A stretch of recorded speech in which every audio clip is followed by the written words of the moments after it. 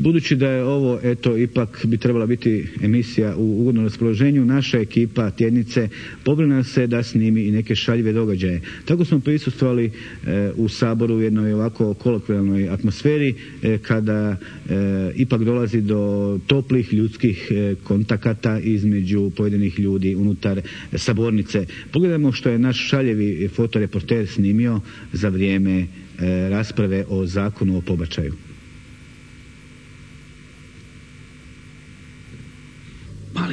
Mali.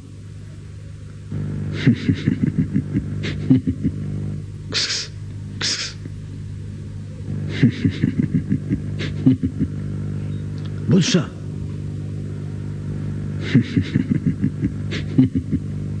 Mali.